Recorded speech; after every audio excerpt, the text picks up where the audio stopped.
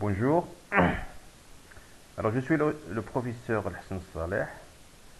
Je suis responsable du module thermodynamique mécanique des fluides.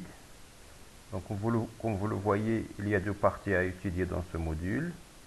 La première partie, c'est la thermodynamique. Et la deuxième partie, c'est la mécanique des fluides.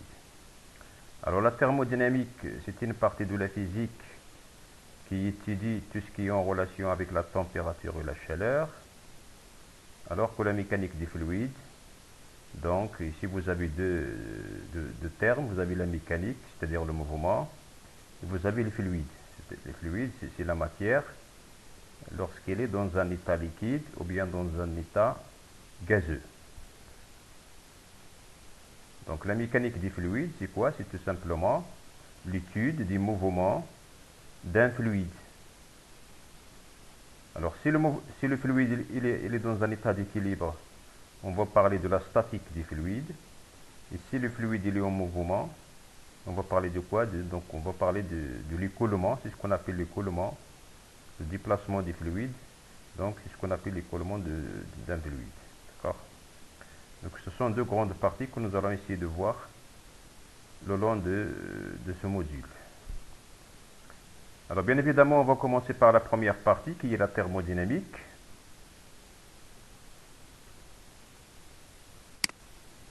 Alors, introduction.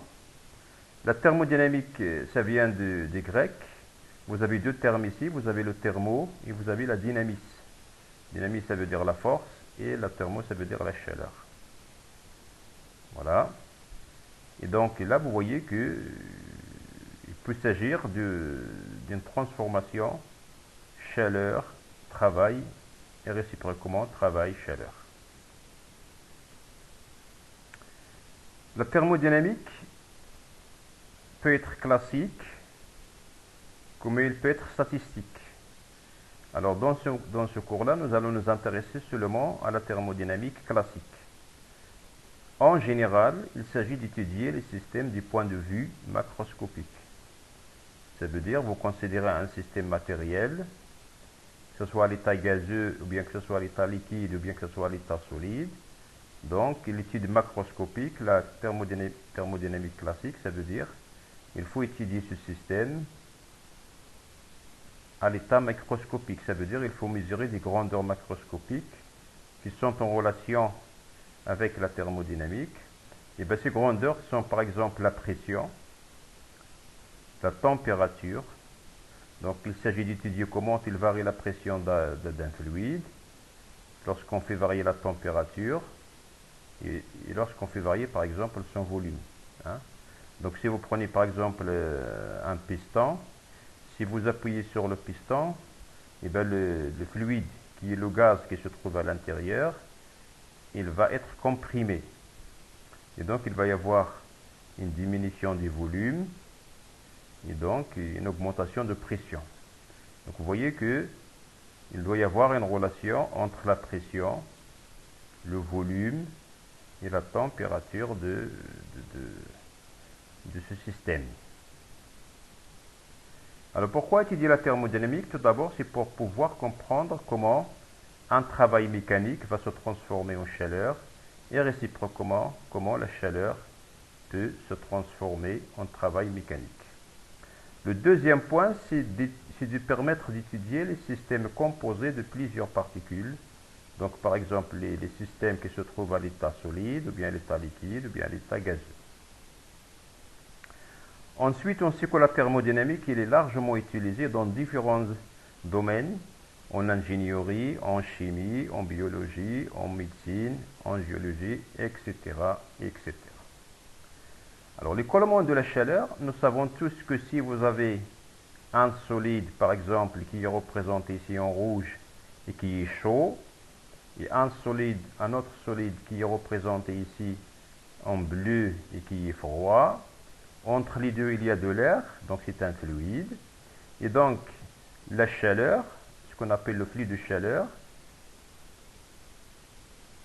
il va être orienté depuis la position du corps chaud vers la position du corps froid.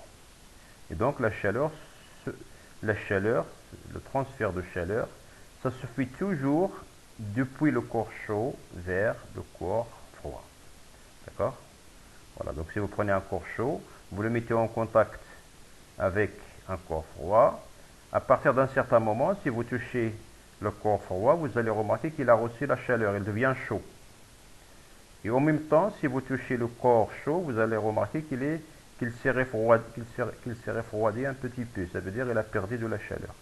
Donc qu'est-ce qui s'est passé? La chaleur, une quantité de chaleur, pendant cette période de temps delta T, une quantité de chaleur s'est déplacée depuis la zone chaude vers la zone froide. Alors, c'est ce qu'on appelle l'écoulement de la chaleur, ou bien tout simplement le transfert de chaleur. Alors, ce transfert de chaleur peut se produire suivant trois mécanismes qui sont bien connus. Alors, il y a le mécanisme de conduction, le mécanisme de convection et le mécanisme de rayonnement. Alors, ces mécanismes-là, qui représentent donc l'écoulement de la chaleur, on va les étudier en détail dans la deuxième partie du module, qui est la mécanique des fluides. D'accord? Bien. Alors la chaleur, l'énergie thermique, et si vous avez ici donc les trois mécanismes que je viens de vous citer, qui sont la conduction, la convection et le rayonnement. Alors ici, si vous prenez une source de chaleur, ici vous prenez votre solide qui contient donc une casserole, qui contient un liquide. Alors ici, on peut comprendre les trois mécanismes. Alors la conduction, qu'est-ce qui se passe? Avant de mettre le feu, on peut toucher la partie supérieure de la casserole et elle est froide. Mais une fois que nous avons mis le feu, après un certain moment, on va remarquer que on va sentir la chaleur qui est arrivée sur la partie supérieure de la casserole. Et donc ce phénomène-là, le passage de la chaleur dans ce corps solide-là, qui est la casserole, et c'est ce qu'on appelle la conduction de la chaleur. Alors ici, à l'intérieur, il y a un fluide qui est de l'eau. Et bien qu'est-ce que se passe? Regardez, hein, il y a le mouvement des particules, des molécules de l'eau. Il passe sous l'effet de la chaleur dans le côté inférieur. Les molécules ils vont passer vers le haut, ensuite ils vont refroidir, ils vont revenir, et donc il va y avoir un mouvement, donc voilà, montée, descente, montée, descente. Et ce mouvement-là, c'est ce qu'on appelle le mouvement de convection. D'accord? Et bien évidemment, il y a le troisième mouvement, c'est le mouvement ou bien l'écoulement par rayonnement. D'accord? Voilà, donc lorsqu'il y a une source de chaleur, il y a toujours des rayonnements qui se dégagent. Et donc, c'est ce qu'on appelle un mode de transmission de la chaleur qui s'appelle le rayonnement.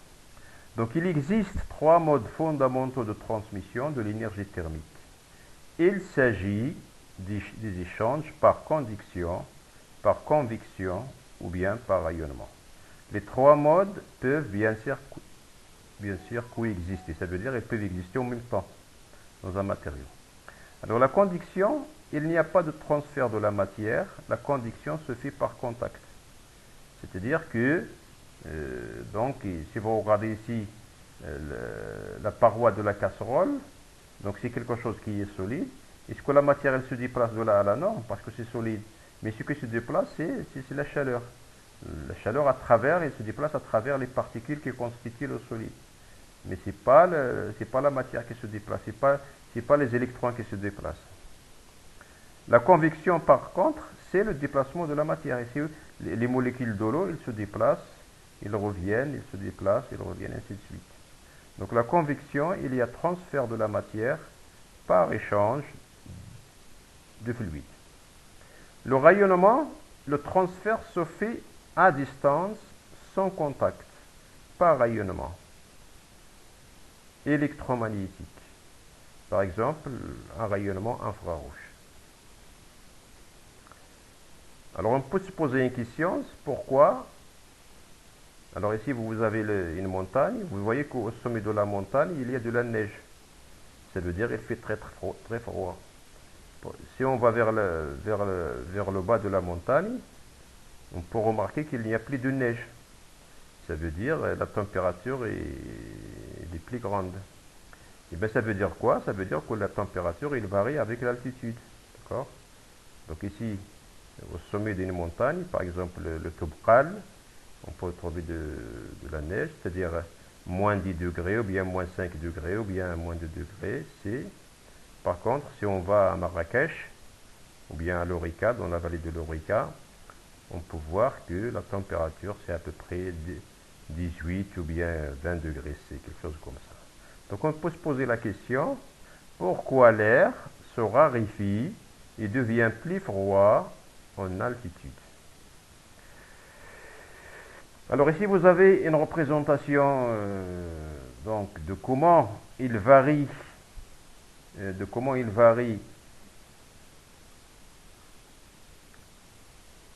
la pression, de comment il varie la pression, ici la pression, en fonction de l'altitude. Alors ici vous avez, ça c'est le niveau du sol, ça c'est le niveau du sol, ça veut dire voilà, on est à Marrakech ici. Alors la pression c'est combien?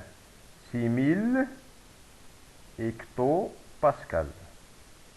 Alors 1000 hectopascal, ça fait combien? Un hectopascal, c'est 10 à la puissance 2. Un hectopascal, c'est combien? C'est 10 à la puissance 2 pascal. Vous savez que le pascal, c'est l'unité de la pression. C'est l'unité de la pression. Et bien, c'est quoi la pression? C'est quoi? C'est la force par unité de surface. Donc, l'unité de la pression, c'est la force, c'est-à-dire le newton, divisé par la surface, c'est-à-dire mètre carré. Donc, newton par mètre carré. Alors, hectopascal, ça veut dire 100 pascal. 100 fois 1000, ça fait 10 à la puissance 5. Donc la pression au niveau du sol, c'est 10 à la puissance 5 pascal. C'est ce qu'on appelle à peu près 1 atmosphère. Donc ici, la pression de l'air qui nous entoure au niveau du sol, c'est de l'ordre de 1000 hectopascal. Ça veut dire 10 à la puissance 5 pascal. Ça veut dire à peu près 1 atmosphère. Et voici la courbe que vous avez ici en coloration noire qui représente les variations de la pression. Donc lorsque j'arrive à cette zone-là, alors la distance, ici vous avez la distance, l'altitude en kilomètres. Donc là c'est 0, 1 km, 2 km, je vais jusqu'à 10 km à peu près. Et bien, à partir du sol et jusqu'à une altitude qui dépasse un petit peu les 10 km, nous sommes dans une partie qui s'appelle la troposphère. Alors, comment il varie la pression? Regardez la pression, comment il varie. Il augmente. D'accord? Ici, 6000 hectopascal. Ici, pardon, il diminue, pardon, c'est une fonction qui diminue. Ici, 6000 hectopascal. Et là, c'est 250 hectopascal. Donc, la pression, il a diminué. Il a diminué comme ça. Alors que la température, au niveau du sol ici, vous voyez que la température, c'est à peu près plus 15 degrés C. Et là, c'est combien? À 10 km d'altitude, c'est combien? C'est moins 56 degrés C. Donc, cette courbe, elle montre bien pourquoi, si vous prenez ici la montagne d'Everest, qui a une altitude de 8848 mètres, ça veut dire 8,8 km. Donc il est très proche de cette zone qui sépare la troposphère de la stratosphère. Donc vous voyez, hein, la température c'est combien ici? C'est moins 40 degrés C. D'accord? Donc au sommet de la montagne l'Everest, c'est la montagne la plus haute au niveau mondial. Combien? C'est moins 40. Moins 40, il n'est pas très loin de moins 56. Si je prends le Mont Blanc, une autre montagne en France, qui s'appelle le Mont Blanc, et qui a une altitude de 4,8 mètres, et bien la température c'est combien? C'est moins 25 degrés C. D'accord? Donc dans cette zone qui s'appelle la troposphère, la pression elle diminue, et la température aussi, il diminue. Ensuite, je rentre dans la deuxième zone qui s'appelle la stratosphère, qui s'étale entre une altitude qui dépasse un peu les 10 km jusqu'à 50 km. Donc jusqu'à 50 km d'altitude. Et bien, comment il varie la pression? Au départ, il est constante. Ensuite quoi? Ensuite, il diminue. Il est constante, voilà. Ensuite, il diminue, il diminue, il diminue, il diminue. Voilà. Vous avez les valeurs de la pression ici. Non, pardon. Cette courbe-là, il représente la courbe de variation de la température. Donc cette courbe-là, elle représente les variations de la température. Ce n'est pas la pression. Tout à l'heure, j'avais dit c'est la pression, mais ce n'est pas la pression. Donc cette courbe noire-là, elle représente les variations de la température, alors que les valeurs correspondantes pour la pression, elles sont représentées ici.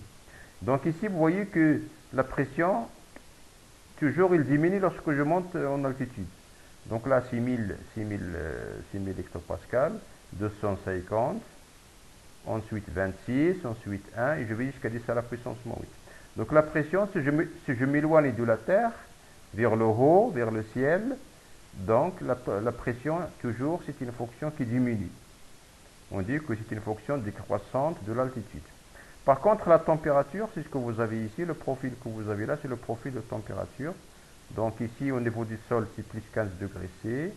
Ensuite, il va diminuer jusqu'à atteindre la valeur de moins 56 au bout d'une altitude qui dépasse un petit peu les 10 km. Ensuite, la température, elle va rester constante et il va augmenter.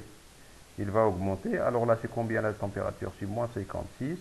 Il va augmenter, il va augmenter, il va augmenter. Jusqu'à moins 5, il va jusqu'à 0. Jusqu'à 0 degré C sur une altitude de 50 km.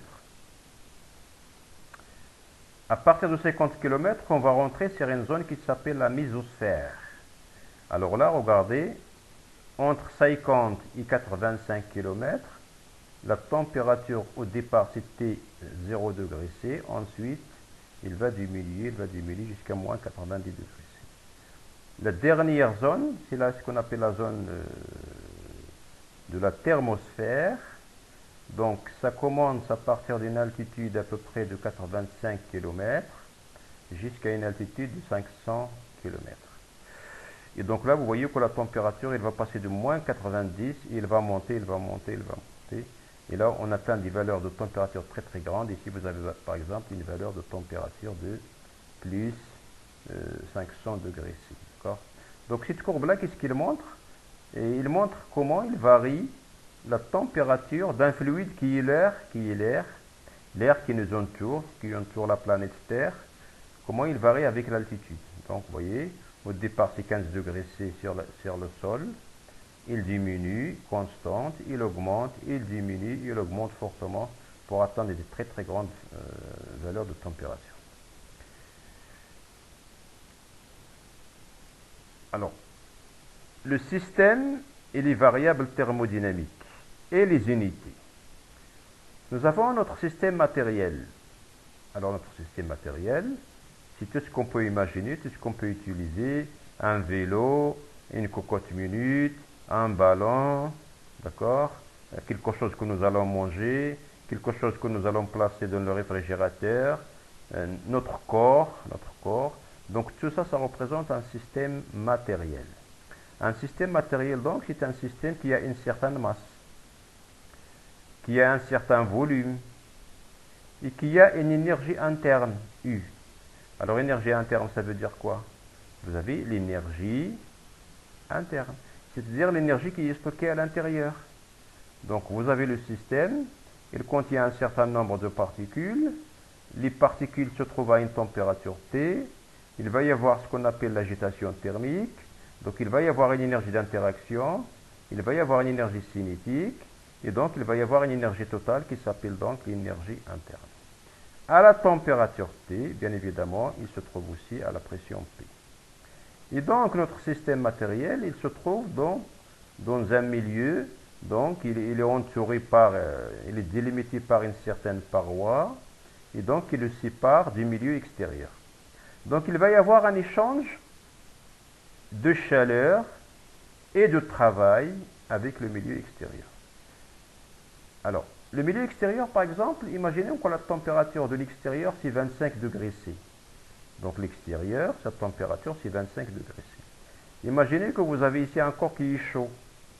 Bien évidemment, le corps qui est chaud, il va échanger de la chaleur avec le milieu extérieur. C'est tout à fait normal.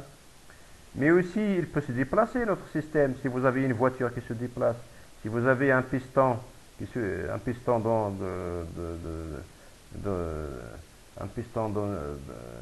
dans un gonfleur, par exemple, qui se déplace, donc il va y avoir un objet qui se déplace, donc il va y avoir un travail mécanique. Donc ça va donner une énergie mécanique. Autrement dit, en conclusion, donc tout système matériel qui est porté à une température T, dans lequel la pression c'est P, qui a une énergie interne U, et donc il va échanger de l'énergie avec le milieu extérieur sous forme de travail et de chaleur. Alors, quelques grandeurs et les unités qu'il faut connaître pour la suite, c'est tout d'abord la température, bien évidemment.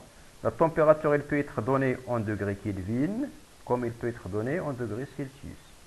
Il faut connaître la relation qui relie les deux. La température en degrés Kelvin, c'est la température en degrés Celsius, plus une valeur qui est donnée par 273,15 degrés C. Donc si vous prenez par exemple la température ambiante de 25 degrés C, si vous remplacez T Celsius par 25 degrés C, alors 25 plus 273, ça va faire à peu près 298. 298, généralement, on va noter ça par 300 Kelvin. Donc la température en degrés Kelvin correspondante à la température ambiante de 25 degrés C, c'est à peu près 300 Kelvin, ou bien précisément, de manière précise, c'est 298 Kelvin. Alors, si vous avez des valeurs numériques à donner, et la température T, il faut l'exprimer en degrés Kelvin. Pourquoi? Parce qu'en degrés Kelvin, c'est l'unité dans le système international dans le système des unités internationales le système international des unités pour la température. Donc, si vous avez une application à faire, il ne faut pas remplacer T, par exemple, par 25 degrés C. Il faut remplacer T par 25 degrés C plus 273,15. La pression, il s'exprime en bar, il s'exprime en pascal. Dans le système international des unités, et en pascal, nous avons des newtons par mètre carré. Parce qu'une pression, c'est une force divisée par une surface. Une force, il s'exprime en newton, et la surface, elle s'exprime en pascal. Donc, le pascal, c'est tout simplement newton par mètre carré. C'est l'unité de la pression dans le système international des unités. Il peut s'exprimer aussi en bar, il peut s'exprimer en atmosphère. Alors, vous avez la relation de passage. 1 atmosphère, c'est 101 325 pascal. 1 bar, c'est 10 à la puissance 5 pascal. 1 hectopascal, c'est 100 pascal. 100 pascal, tout à l'heure, je vous ai dit qu'au pascal, c'est newton par mètre carré, c'est-à-dire c'est newton mètre moins 2. Donc ici, vous voyez que en atmosphère, si je veux comparer une atmosphère avec un bar, en atmosphère, c'est 1,01325 10 à la puissance 5. Donc là, c'est 1,01 10 à la puissance 5. Là, c'est 10 à la puissance 5. Donc on peut dire qu'un bar, c'est à peu près égal à une atmosphère. Mais si vous voulez faire les calculs et qu'on vous donne un bar, il faut remplacer un bar par 10 à la puissance 5 pascal. Et si on vous donne la pression en atmosphère, il faut remplacer en atmosphère par 101 325 pascal. Le volume, bien sûr, il s'exprime en mètres cubes, ou bien en litres. Dans le système international, il faut prendre le mètre cube. Et vous avez la relation de passage. 1 litre, c'est 1 décimètre cube. Et 1 décimètre cube, c'est 10 moins 3 mètres cubes. La quantité de la matière s'exprime en mol, N. Si on vous dit que vous avez un gaz qui contient N mol, ça veut dire c'est un nombre. Donc il n'a pas d'unité. 10 à la puissance 25 mol, 10 à la puissance 28 mol, et ainsi de suite. L'énergie, il s'exprime toujours en joules ou bien en électronvolts. Alors, joule, c'est l'unité de l'énergie dans le système international des unités, mais dans les exercices, souvent, c'est très pratique d'exprimer l'énergie en électronvolts. Alors, c'est quoi la relation de passage entre les deux? Un électronvolt est égal à 1,602 10 à la puissance moins 19 joules.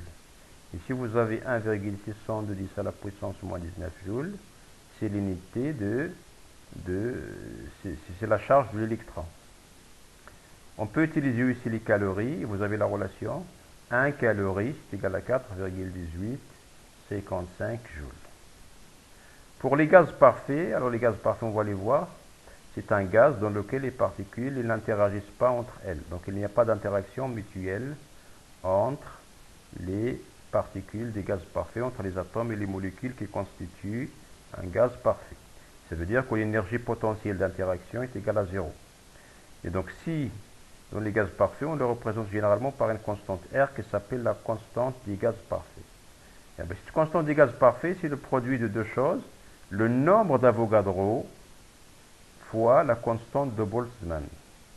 Alors le nombre d'Avogadro, sa valeur, c'est 6,022 1367 10 à la puissance 23. La constante de Boltzmann, sa valeur, c'est combien? C'est 1,38 10 à la puissance moins 23 joules par Kelvin.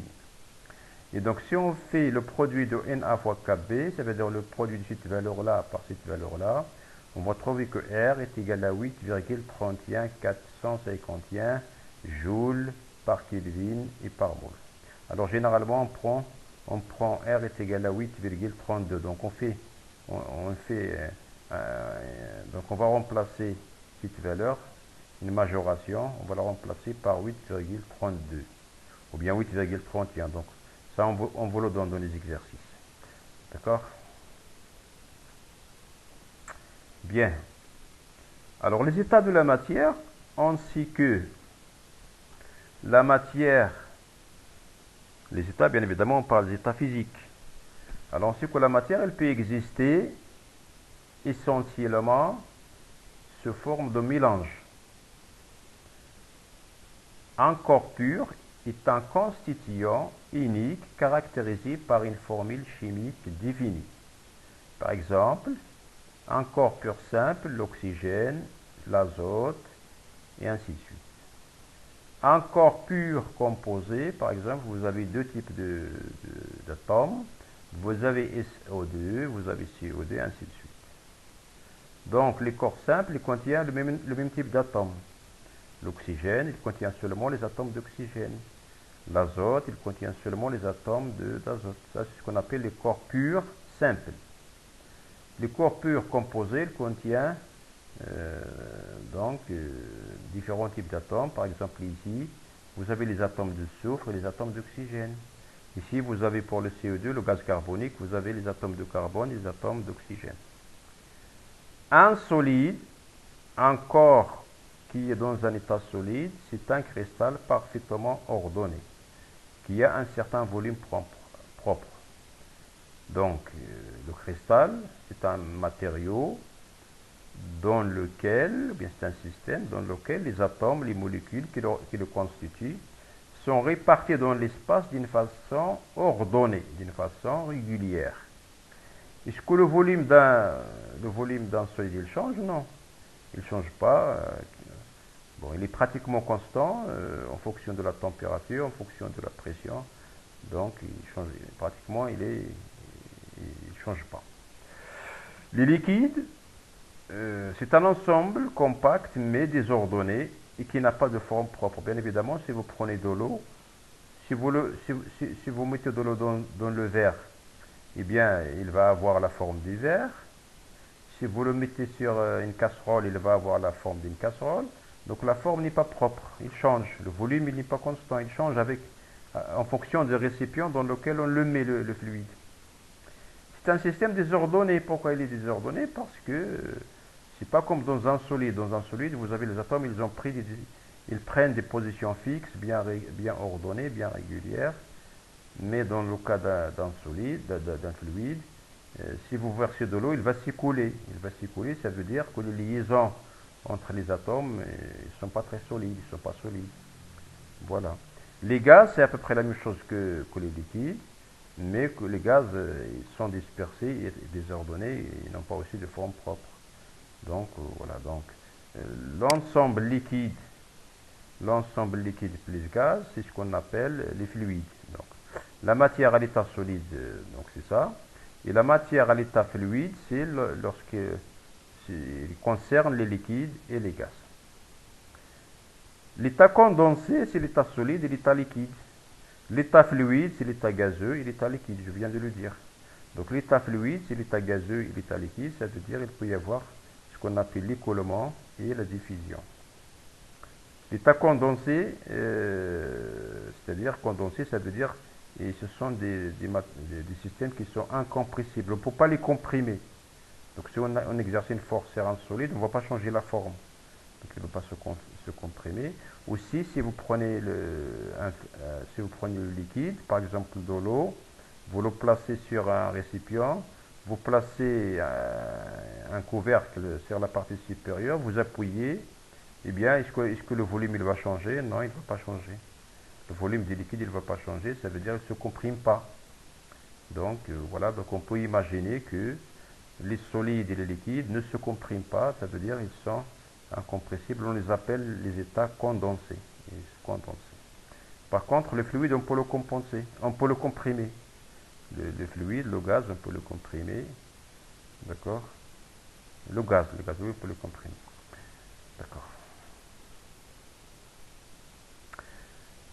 Les caractéristiques des états, alors si on représente par grand N la quantité moléculaire, c'est-à-dire le nombre de molécules qui se trouvent dans un volume V, et si on représente N la quantité molaire, c'est-à-dire le nombre de moles qui se trouvent dans le même volume V, alors c'est quoi la relation entre petit n et grand N? C'est que tout simplement petit n, le nombre de moles est égal au nombre de molécules divisé par le nombre d'Avogadro. Pourquoi?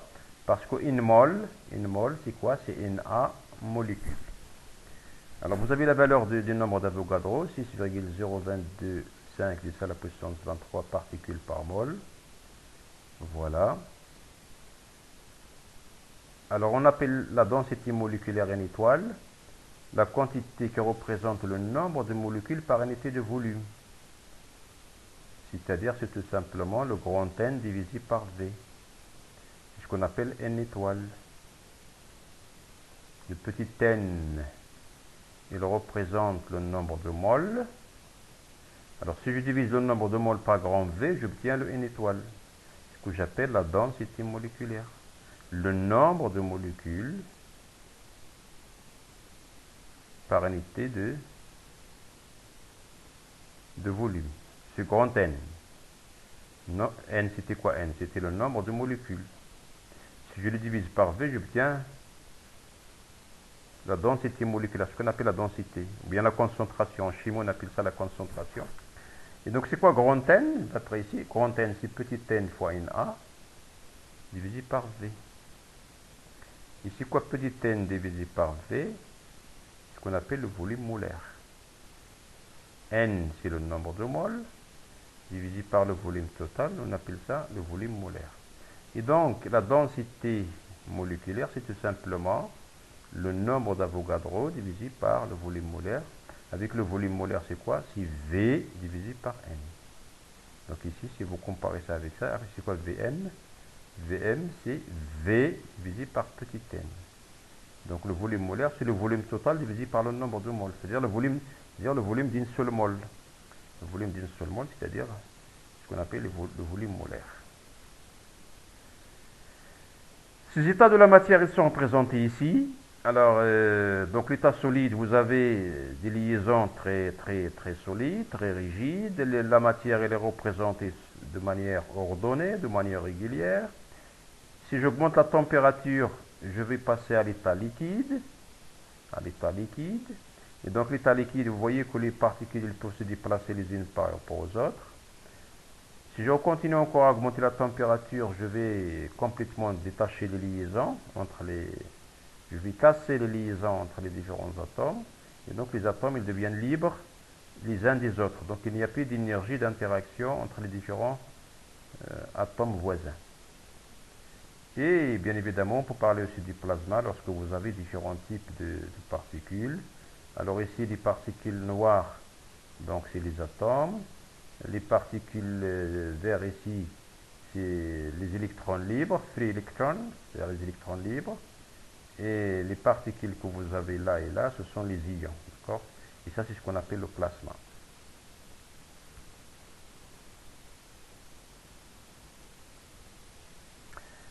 Alors, cas particulier, si vous êtes dans un gaz parfait. Un gaz parfait, tout à l'heure, j'avais dit que c'est un gaz où il n'y a pas d'interaction. C'est comme celui-là, il n'y a pas d'interaction.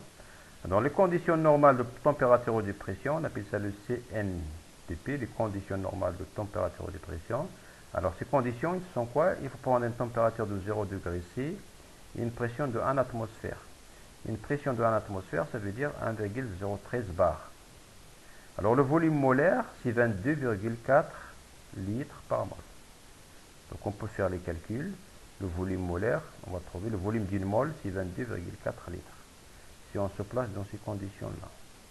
Ici, quoi la densité moléculaire? Tout à l'heure, une étoile, la densité moléculaire, c'était quoi? C'était une A divisée par le volume molaire. Donc, on remplace une A divisée par le volume molaire, on va trouver une densité de combien? 2,7 à la puissance 25 par mètre cube. Donc je rappelle, une étoile, c'était quoi? C'était le nombre de molécules par unité de volume. Donc ici, dans ces conditions normales de température et de pression, on va calculer une étoile, on va trouver une valeur qui est à peu près 2,7 à la puissance 25 particules par mètre cube. Dans le cas des gaz, dans le cas des liquides, dans le cas des liquides, alors on va prendre donc à partir des données expérimentales la masse volumique. La masse volumique, c'est la masse divisée par le volume. Donc c'est la masse molaire divisée par le volume molaire. Ça veut dire on peut trouver la relation, la densité, le nombre de particules par unité de volume. C'est tout simplement Na, le nombre d'Avogadro, fois la masse volumique divisée par la masse molaire. Donc on peut calculer ça et on va trouver une valeur de 10 à la puissance 28 particules par mètre cube. Donc dans le cas des gaz, on trouve à peu près 2 10 à la puissance 25 par mètre cube. Et dans le cas des liquides, on va trouver 10 à la puissance 28 par mètre cube.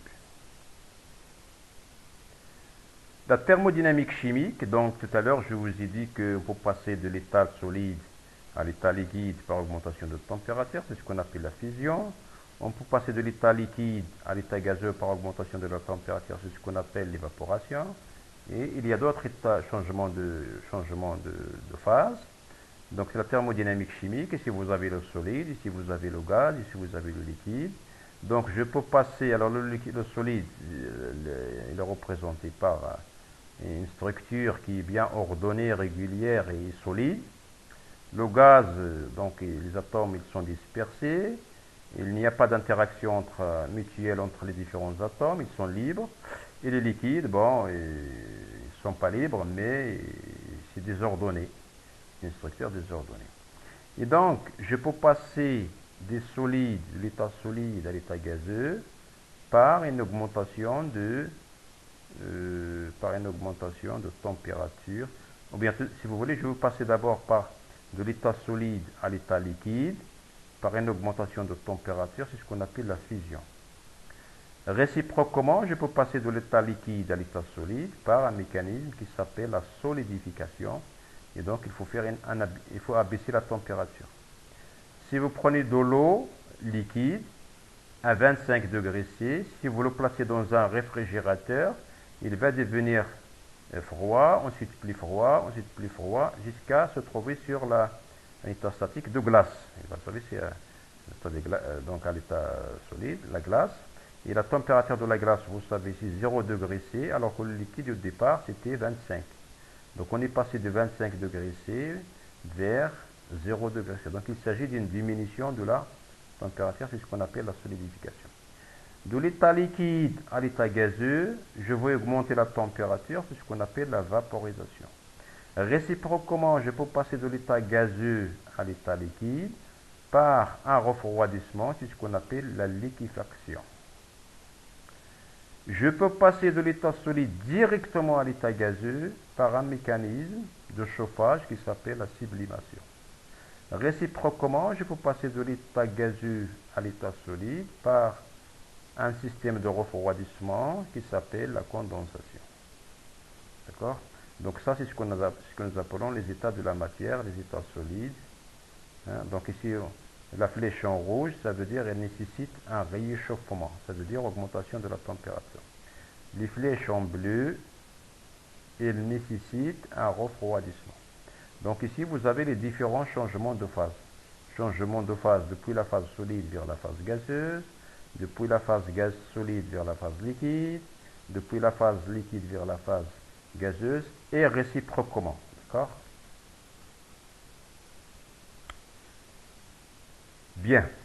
Le passage d'un état physique à un autre état physique est appelé transition de phase, ou bien changement d'état.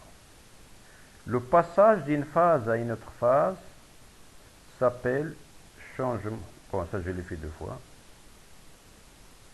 Voilà. Donc le passage d'un état à un autre état s'appelle transition de phase ou changement d'état, d'état physique. Le passage d'une phase à une autre phase s'appelle changement de phase ou bien changement d'état. C'est la même chose. Qui s'accompagne pour un corps pur d'un échange de chaleur sans variation de pression et de température.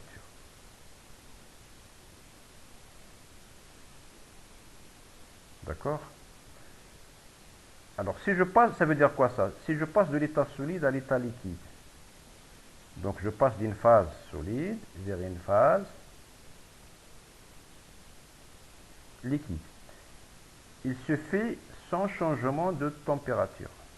0 degré C ici, 0 degré C ici. Sans changement de pression. Bon, ça on va le voir après, donc ça on va l'étudier un peu en détail par la suite. Donc ça, c'est ce que je viens de vous présenter là, ça représente un peu, si vous voulez, une introduction un peu générale de ce qu'on appelle la thermodynamique, d'accord? Donc les états de la matière, les particules, les systèmes ordonnés, les systèmes qui sont désordonnés. Alors là, je vais vous présenter le plan de notre cours pour notre module. Alors il est réparti en 4 grands chapitres. Le premier chapitre, il s'intitule « Les notions générales de la thermodynamique ». Le deuxième chapitre, « Les gaz parfaits, les transformations et le premier principe de la thermodynamique ». Le troisième chapitre, « Les transformations quasi-statiques, l'entropie et le deuxième principe de la thermodynamique ». Le chapitre numéro 4, je vais le consacrer aux machines thermiques. Et puis la dernière partie, je vais attaquer la mécanique des fluides, mais donc une introduction, si vous voulez, on va voir l'essentiel de la mécanique des fluides. Donc, sans tarder, je vais commencer par le chapitre numéro 1. Et le chapitre numéro 1, donc, c'est les notions générales de la thermodynamique. D'accord? Voilà. Alors, dans ce chapitre, on va voir un certain nombre de choses avec des exercices corrigés qui vous permettent de bien assimiler, de bien comprendre ce que nous allons voir sur les différents paragraphes. Alors tout d'abord, on va définir ce que c'est un système thermodynamique. Tout à l'heure, j'ai déjà parlé de ça, l'interaction entre les systèmes thermodynamiques et le milieu extérieur. J'avais dit qu'il va y avoir un échange de l'énergie sous forme de travail mécanique et sous forme de chaleur. Ensuite, on va définir l'état d'un système. Tout à l'heure, je vous ai parlé ici des états. Donc, je vous ai parlé les états physiques, d'accord. Donc ici, on va parler donc de l'état d'un système, et on verra que l'état d'un système matériel qui se trouve dans une phase donnée, donc une phase, par exemple la phase liquide, ou bien la phase solide, ou bien la phase gazeuse, et bien dans ce cas, on va dire que un état est représenté par trois grandeurs, qui sont la pression, le volume et la température. Quelle est la relation entre les trois? C'est ce qu'on va voir par la suite. Ensuite, les transformations possibles d'un système pour passer d'un état initial à un état final. Un état initial qui est représenté par une température initiale, un volume initial et une pression finale, vers un état final qui est représenté par une température finale, une pression finale et un volume final. Ensuite, quelque chose qui est très important en thermodynamique, c'est le cycle thermodynamique. Ça veut dire, vous prenez votre système, vous le faites passer d'un état initial. Après plusieurs transformations, vous allez revenir sur la même état initial. C'est-à-dire que l'état initial et l'état final sont confondus. On appelle ça un cycle thermodynamique. Et donc, on va voir en détail l'énergie, le travail, la chaleur. Donc, voilà, donc l'énergie, le travail. Et on va voir comment il faut faire pour calculer les différents comment il faut faire pour calculer le travail pour différentes transformations. Si je passe d'un état initial à l'état final, comment je calcule le travail nécessaire ou bien le travail qui est accompli pendant cette transformation. D'accord? La même chose pour la chaleur. Et donc, comme j'ai dit au début, donc on va terminer avec quelques exercices d'application qui nous permettent bien d'assimiler ce que nous allons voir ici. Bien, alors on va commencer par le paragraphe 1.1. Et donc ici, vous avez ce système thermodynamique que je vous ai présenté tout à l'heure. Et donc, c'est la matière qui a une masse M, un volume V, une énergie interne U, qui est portée à une température T et qui est soumise à une pression P. Il est entouré par une paroi qui le sépare donc d'un milieu extérieur, avec qui il pourra échanger un travail sous forme d'énergie mécanique, un mouvement, et bien évidemment, il peut échanger aussi de chaleur. D'accord? Donc on peut dire qu'un n'importe quel système matériel, il peut échanger avec le milieu qui l'entoure, c'est ce qu'on appelle le milieu extérieur, deux formes de l'énergie, le travail et la chaleur. Ici, vous avez des exemples, d'accord? Vous avez ici une centrale électrique ou bien une usine, voilà, donc il y a des dégagements de chaleur, voilà, donc il y a un échange. Ici, vous avez le système frigorifique, le réfrigérateur que vous avez à la maison, donc ici, il permet de refroidir les choses, d'accord? Ici, vous avez un radiateur pour les voitures, donc voilà. Donc tout ça, tous ces systèmes-là, ils échangent de l'énergie, de la chaleur, avec le milieu extérieur.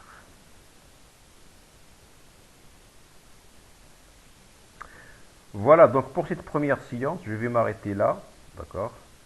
Je vais m'arrêter là, et donc on va voir si vous avez des questions, on pourra discuter. Voilà, je vous remercie de votre attention.